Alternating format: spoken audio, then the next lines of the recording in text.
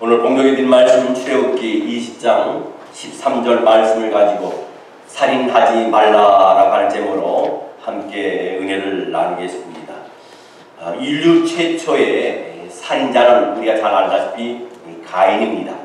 가인이 자기 동생을 미워해서 가인이 동생 아벨을 돌로 쳐 죽인 이후에 지금까지의 역사 속에서 한국이나 세계적으로 이 살인사건이 줄어들지 않고 계속 증가하는 추세로 우리가 살고 있는 것을 압니다. 그러면 성경에서 인간을 죽게 만드는 모든 일을 금하고 있느냐? 그건 아닙니다. 먼저 거룩한 전쟁에서 사람을 죽게 하는 것이 성경에는 분명히 허용되고 있습니다.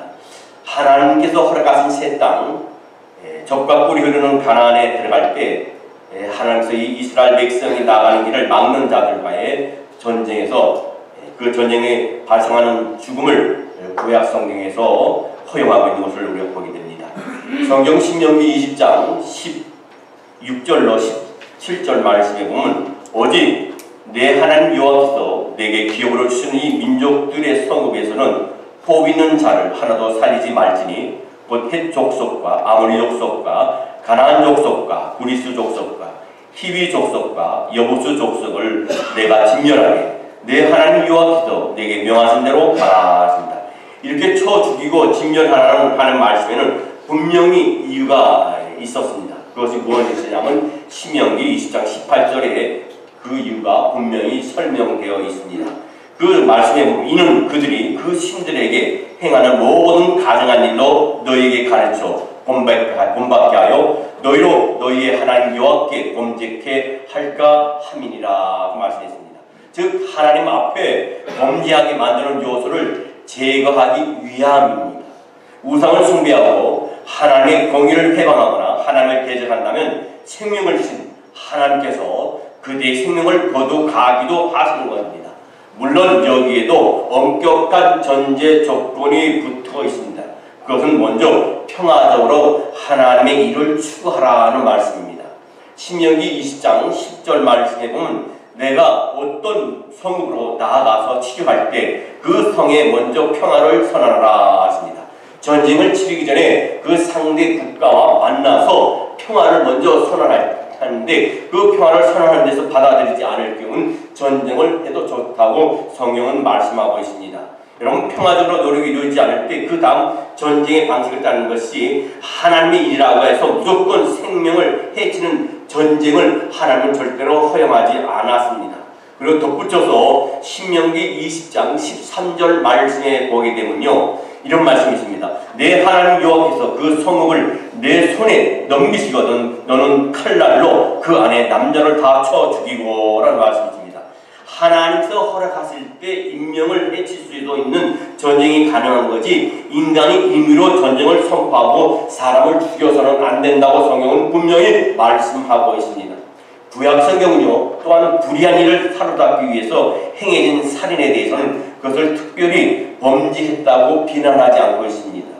아직 십계명이 제정되기 이전에 한 일이지만은 이 모세의 경우가 마찬가지입니다. 모세는 애굽 사람이 이스라엘 백성에게 부역을 시키고 노동을 시키고 하는 가운데서 부당하게 구타하는 불의한 모습을 보고 그 사람을 이 모세가 쳐 죽였습니다.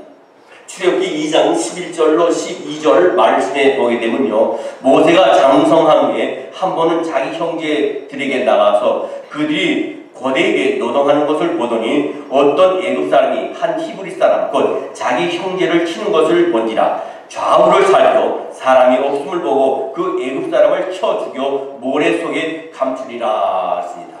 폭력 행사 앞에서 모세는 스스로 정의를 세우겠다고 살인을 범했습니다. 그런데 성경은 모세의 이 행위에 대해서 어떤 면에서도 잘한 행동이라고 칭찬하지도 않거나 특별히 범죄했다고 비판하지도 않는 것이 바로 하나님의 말씀입니다. 그런데 여기에 비해서 이 다윗은요 간접적인 살인이 성경에 비판되고 있는 것을 우리가 비교해 보게 됩니다. 이 간접살인이라는 것은 뭡니까? 청부살인입니다. 성경에 보면 왕 중에 청부살인한 사람이나 인물을 들다면 이 다윗을 꼽을 수 있습니다. 이 다윗은 우리가 잘 알다시피 그의 부하 우리아가 있습니다. 우리아는 아주 훌륭한 군인이고 장수고 그렇습니다. 근데 그 다윗이 어느 날 궁에서 잠을 자고 늦게 일어나서 밖에 나왔을 때에 자기 부하들은, 자기 군인들은 전쟁터에서 전쟁을 하고 있는데 그 우리아의 아내가 나와서 목욕하는 모습을 보게 됩니다. 그 목욕하는 모습에 그 마음이 음욕을 품게 돼가지고 어떤 생각을 합니까? 자기 부하인 이 우리아를 갖다가 전쟁의 가장 앞에 세워놓고 나머지 부하들을 갖다 다 후퇴시키고 전장의 최고 전선에서 이 우리아가 죽게 만듭니다. 그래서 어떡합니까? 그런 후에, 그 죽은 후에 이 우리아의 아내 바세바를 갖다가 이 다윗이 쟁취하게 되죠. 그걸 본 하나님께서 그대로 계시지 않았습니다. 다윗의 손에 직접 피를 묻힌 것은 아니지만 이렇듯 사람을 죽게 만든 다윗의 행동에 대해서 하나님은 선지자 나단 선지자를 통해서 아주 무섭게 꾸짖고 심판하셨습니다. 성경 사무엘하 12장 9절 말씀에 보니까 그러한데 어찌하여 내가 여호와의 말씀을 없인 여기고 나 보기에 악을 행하였느뇨. 내가 칼로 햇사람 우리아를 죽이되 암본 자손의 칼로 죽이고 그 철을 빼앗아 내 철을 삼았도다 하고 징계하고 훈계하고 꾸짖습니다. 성경 출애굽기에서는요, 사람을 쳐 죽인 자는 반드시 죽일지라 했어요. 성경 출애굽기 22장 12절 말씀에 보면 사람을 쳐 죽인 자는 반드시 죽일지니라 했습니다. 하나님은요, 도피성을 마련해 주시면서도 의도적으로 이웃을 모살한 자에 대해서는 하나님의 단으로 도망했을지라도 반드시 잡아서 사형시키라 했어요. 성경 출애굽기 21장 14절로 16절 말씀에 보면 이와 같은 말씀이 있습니다. 사람이 그의 이웃을 고의로 임의로 죽였으면 너는 그를 내 제단에서라도 잡아내려 죽일지니라. 자기 아버지나 어머니를 치는 자는 반드시 죽일지니라. 사람을 납치한 자가 그 사람을 팔았든지 자기 수하에 두었든지 그를 반드시 죽일지니라. 인신매매를 저지르는 범죄자도 사형시키라는 겁니다. 그런가 하면 고의성이 없는 실수로 과실치사로 그런 형태로 다른 사람의 생명을 잃게 한 사람은 도피성 제도를 갖다가 허락하셔서 복수당하는 것을 막는 말씀도 성경에 하나님께서 말씀하셨습니다. 성경 신명기 4장 42절 말씀에 보면 이는 과거에 원한이 없이 부주 중에 실수로 살인한 자가 그것으로 도피하게 하기 위함이요 그중 한 성읍으로 도피한 자가 그의 생명을 보존하게 하기 위함이라 하십니다. 구약 성경은요, 공동체, 우리가 다 공동체 생활을 하지 않습니까? 공동체의 평화로운 질서를 깨트리는 살인 행위, 인간 생명의 존엄성을 무시하는 살인 행위 등을 절대로 금지하고 있는 것을 우리가 알아야 됩니다. 하나님께서는 어느 경우에 사람의 목숨을 빼앗아도 좋다는 것을 가르쳐 주려고 했던 것이 아니라 사람의 목숨을 어떻게 하면 살릴까 하는데 본 뜻이 오늘 본문에 있는 것을 우리는 명심해야 될 줄이 있습니다. 그리고요, 사람의 생명을 다룰 수 있는 존재는 사람이 아니라 바로 하나님이라는 것을 인간이 깨닫기를 원하십니다. 이것은 한나의 기도에서도 우리가 볼 수 있습니다. 성경 사무엘상 2장 6절 말씀에 보면 여호와는 죽이기도 하시고 살리기도 하시며 음부에 내리기도 하시고 올리기도 하시는도다. 생살 여탈이 사람에게 있는 것이 아니라 하나님에게 있다는 겁니다. 생명의 창조자는 하나님이시라는 겁니다. 생명을 주시는 분도 하나님이시라는 겁니다. 생명을 거두하시는 분도 하나님이시라는 거예요. 생명의 문제는 전적으로 하나님의 권한 안에 있어요. 생사화복이 하나님께 달렸다는 겁니다. 그러면 사람의 생명을 임의로 빼앗는 일은 하나님에 대한 도전입니다. 하나님에 대한 대적입니다. 창세기 9장 6절로 7절 말씀에 이런 말씀이 있어요. 다른 사람의 피를 흘리면 그 사람의 피도 흘릴 것이니 이는 하나님이 자기 형상대로 사람을 지으심이니라. 너희는 생육하고 번성하여 땅에 가득하여 그 중에서 번성하라 하셨더라. 하나님께서 우리에게 바라시는 것은 한 인간의 생명을 생육하고 번성하면서 땅에 가득 차기를 바라는 것이 하나님이 우리에게 바라시는 마음이에요. 여러분, 예수님께서는요 바로 하나님의 그 뜻을 그대로 선포하셨고 회복하셨어요. 예수님이 이 땅에 오신 목적이 무엇입니까? 왜 오셨습니까? 성경 요한복음 10장 10절 말씀에 보게 되면요, 도적이 오는 것은 도둑질하고 죽이고 멸망시키는 것뿐이요 내가 온 것은 양으로 생명을 얻게 하고 더 풍성히 얻게 하려 하는 것이라 그랬어요. 예수님이 이 세상에 오신 그 이유는 분명합니다. 그것은 인간의 생명을 살리시기 위해서 주님이 이 땅에 오셨어요. 첫인간 아담이 범죄로 말미암아 영적인 생명이 죽고 또한 계속되는 인간의 범죄로 말미암아 육체적인 생명까지 죽어가고 있었습니다. 그래서 예수님께서 오신 이유는 바로 이 죄로 말미암아 죽어가는 생명을 살리게 더 풍성하게 살리기 위해서 우리 주님이 이 땅에 오신 줄 믿습니다. 예수님은 산상보훈에서 이런 말씀하셨습니다. 마태복음 5장 21절로 24절 말씀에 보면 옛사람이 말한 바 살인치 말라 누구든지 살인하면 심판을 받게 되리라 하였다는 것을 너희가 들었으나 나는 너에게 이르노니 형제에게 노하는 자마다 심판을 받게 되고 형제를 대하여 나가라 하는 자는 히브리 사람들의 아주 무서운 욕입니다.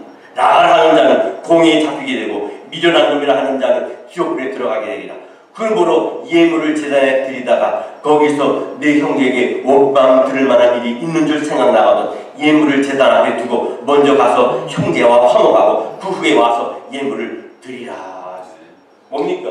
하나님 앞에 나와서 예배 드리기 전에 먼저 자기와 상대방의 다치게 있고 상대방의 마음을 아프게 하는 것에서 먼저 회개하라는 겁니다.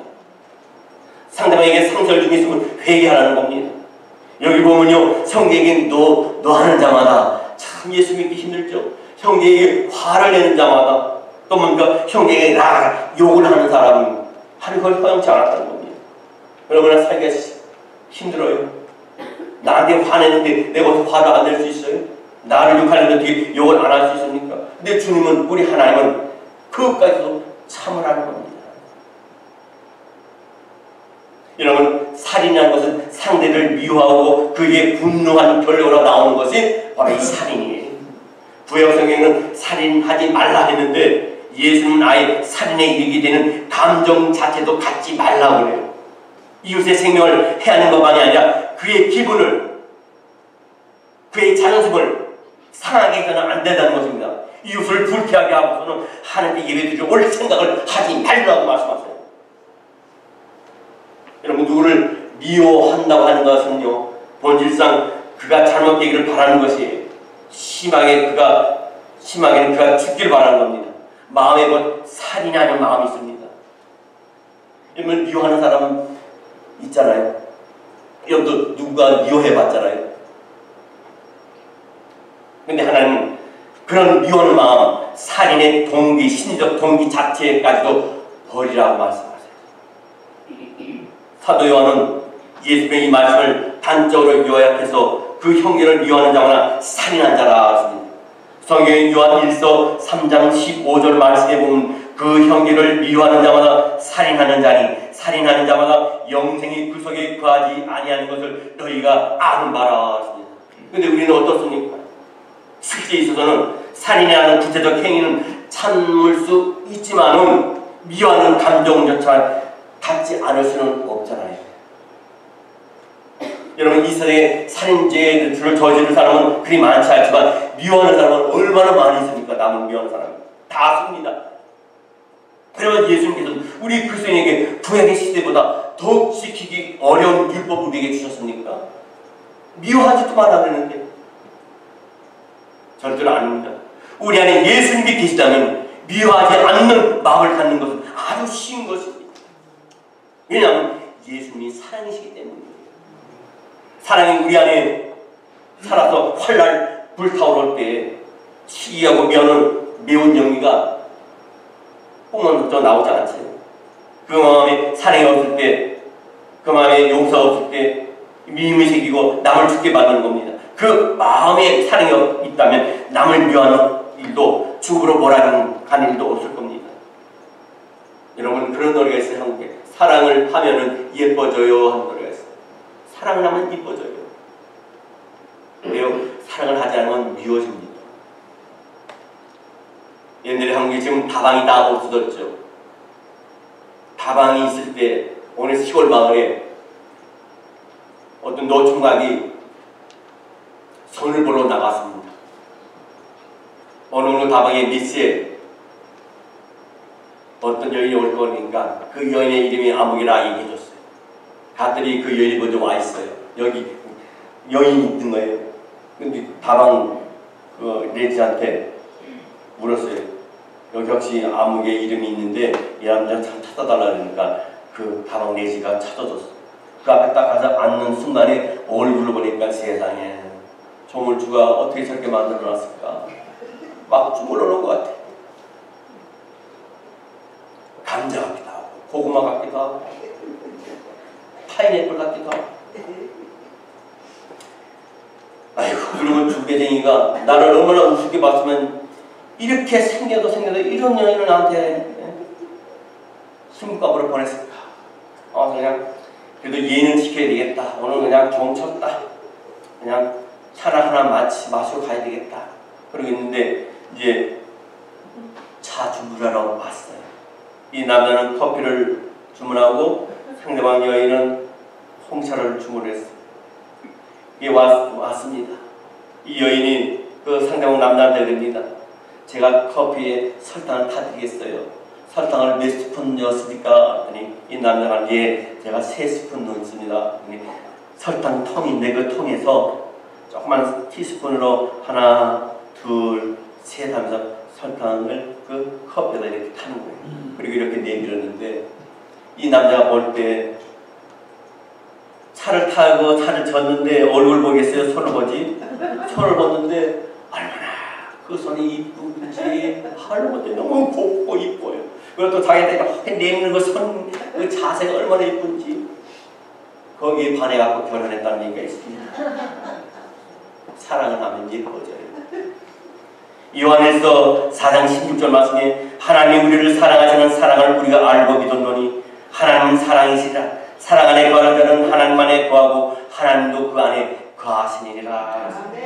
하나님의 마음은 긍휼의 마음입니다. 하나님의 마음은 사랑의 마음입니다. 하나님의 마음은 용서의 마음입니다. 자비와 긍휼과 사랑의 마음이 누구의 마음입니까? 바로 하나님의 마음이에요. 우리는 예수님을 통해서 하나님의 마음을 눈으로 볼 수 있습니다. 예수님은 사람의 생명을 살리시되 당신께서 십자가에 달려 희생하시면서까지 저와 여러분을 사랑하신 줄 믿습니다. 그러므로 하나님의 성품을 담고 예수님의 마음을 닮아야 남을 미워하지 않을 수 있어요. 우리 안에 예수께서 계시고 예수님 안에 우리가 있을 때에야 그래서 기쁜 마음으로 남을 사랑하게 되고 죽어가는 생명을 살리고 꺼져가는 영혼을 살리는 일에 우리가 기쁘게 될 줄 믿습니다. 여러분, 예수님께서는 성령님을 통해서 우리에게 보내셔서 우리를 그리스도로 고백하게 하시고 우리를 하여금 예수와 더불어 죽었다고 고백하며 예수와 더불어 살게 하신 줄 믿습니다. 성경 갈라디아서 2장 20절 말씀에 보면 내가 그리스도와 함께 십자가에 못 박혔나니 그런즉 이제는 내가 산 것이 아니요 오직 내 안에 그리스도께서 사신 것이라. 이제 내가 육체 가운데 사는 것은 나를 사랑하사 나를 위하여 자기 몸을 버리신 하나님의 아들을 믿는 믿음 안에서 사는 것이라. 그러므로 살인하지 말라는 이 말씀 신의 사랑의 6계명은 그리스도 안에서 새로운 주하는 생명을 살려내라는 적극적인 하나님의 명령인 줄 믿습니다. 그러면 죽어가는 생명을 사랑으로 살려내야 하는데 무엇을 어떻게 살려냅니까? 예수님은 이렇게 말씀하십니다. 마태복음 16장 27절 말씀에 사람이 만일 온 천하를 얻고도 자기 생명을 잃으면 무엇이 유익하리요? 사람이 무엇을 주고 제 목숨과 바꾸겠느냐? 여러분, 다른 사람의 생명, 다른 사람의 영혼을 구하는 것보다 선응돼야 하는 것이 바로 자기 자신의 생명과 영혼을 살려내야 된다는 겁니다. 자기 생명 먼저 사랑해야 된다는 겁니다. 자신을 소중하게 생각하는 사람만이 남도 소중하게 생각합니다. 자신을 사랑하지 않으면 남도 사랑할 수 없습니다. 그래서 자기 자신을 사랑하지 못하기 때문에 자살하는 겁니다. 생명은 하나님께 있는데 자기가 자기 생명을 끊는 것은 하나님께 대한 도전입니다. 그들이 갈 곳은 지옥밖에 없어요.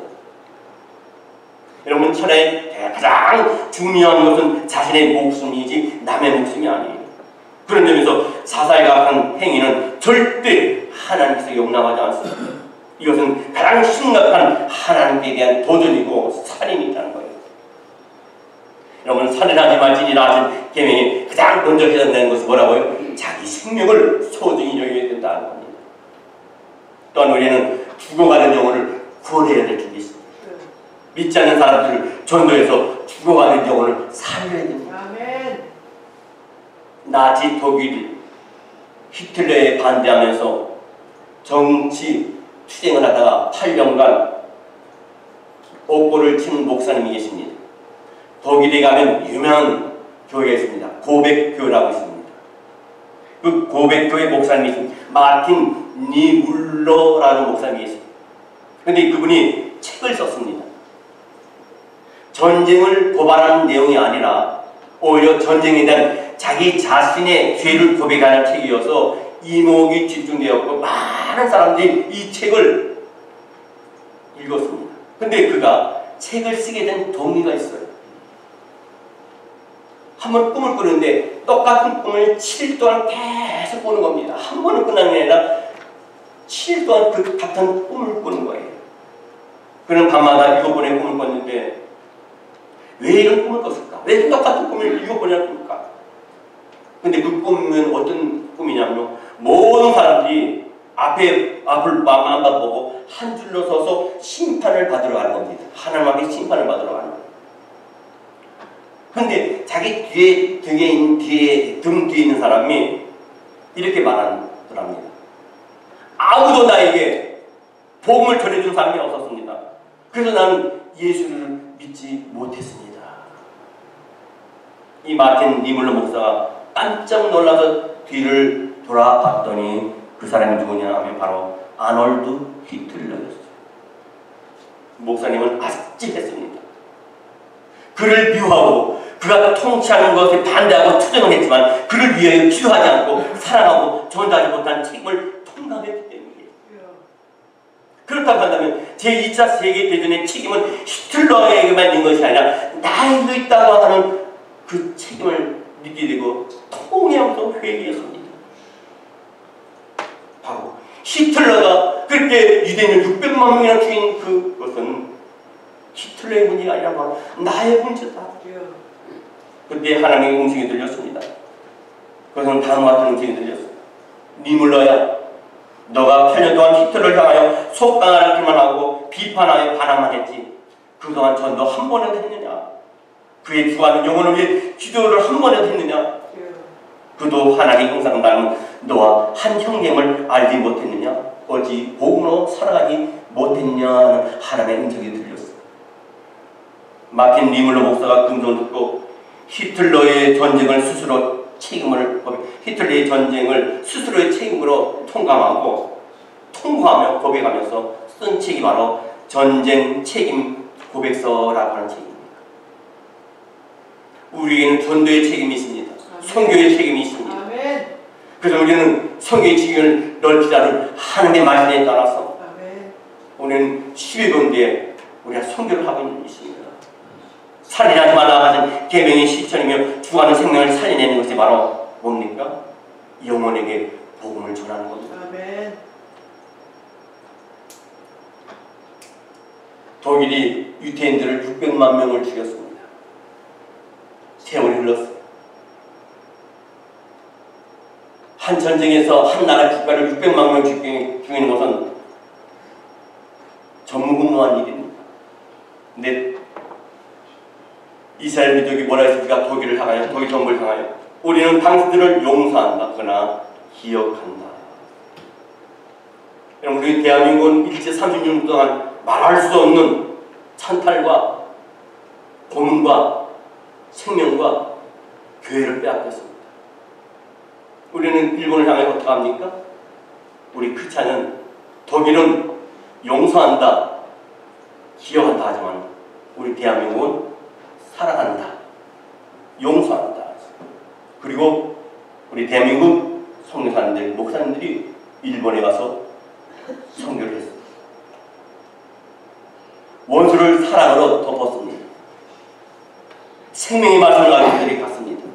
1억 2천만 명이 되는 일본 국민들 중에 1%에서 많게는 2%만이 크리스찬입니다. 1%에서 2%만이 크리스찬인 그들이 복음으로 예수를 믿게 된 것은 전적으로 대한민국이 하나님의 말씀과 하나님의 사랑을 갖고 그들에게 가서 전했기에 그들이 복음으로 돌아왔습니다. 여러분, 원수를 이기는 방법은 하나님의 말씀과 하나님의 사랑밖에 없는 줄 믿습니다. 그들이 우리 대한민국을 얼마나 귀하게 했는지 모릅니다. 그러나 많은 우리 대한민국 아직도 자기 아들을 보는 사람들이, 국민들이 많이 있지만 크리스찬 거듭난 사람들은 대한민국이, 우리는 30년 동안 대한민국에서 정말 못할 짓을 많이 했는데도 불구하고 그들은 복음을 가지고 사랑을 가지고 하나님의 사랑을 우리에게 전해서 우리를 구원의 반열에 세워줬다고 우리를 칭찬하고 존경합니다. 아멘. 여러분, 생명을 아껴주고 살려내는 삶, 그것은 고달프고 힘든 삶이 아니라 기쁘고 보람찬 삶이에요. 아멘. 남을 살리는 것이 결국은 자신을 살리는 것이며 모두를 살리는 것입니다. 이 길만이 영생에 이르는 길인 줄 믿습니다. 성경 요한일서 3장 14절 말씀을 봅니다. 요한일서 3장 14절 말씀 우리 함께 합독하겠습니다. 시작. 우리가 형제를 사랑함으로 사망에서 옮겨 생명으로 들어간 줄을 알고니와 사랑치 아니한 자는 사망에 거하느니라. 아멘.